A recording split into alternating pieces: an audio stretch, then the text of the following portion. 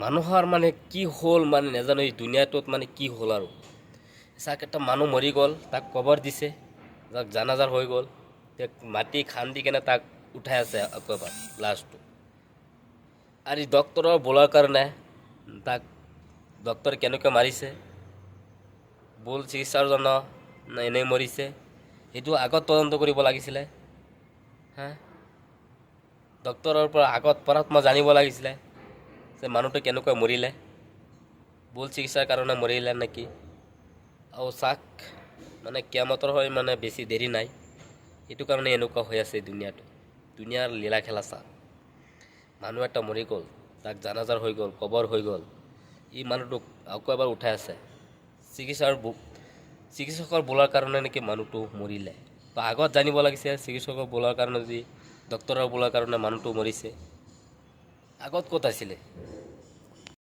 এই ঘটনাটো অসমৰ তামাৰহাটৰ গাঁৱৰ চাক, ইমান মানে ৰাইজে কি কৰিছিলে, যদি চিকিৎসকে তাৰ বোলাৰ কাৰণে মাৰিছিল মানুহটোক, তেতিয়া আগতে যেতিয়া লাষ্টটো হস্পিটেলৰ পৰা আনিছিলে, আগতে জানিব লাগিছিলে কোনে মাৰিছে।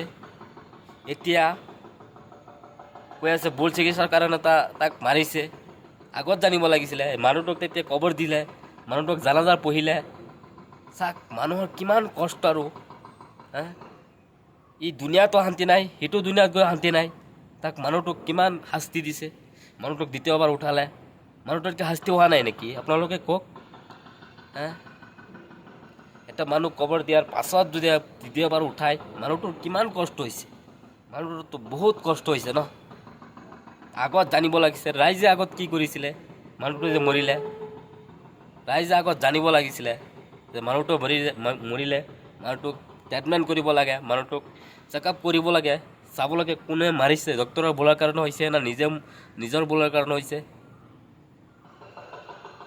তো সকলোৱে এই ভিডিঅ'টো বেছি বেছি শ্বেয়াৰ কৰি দিব।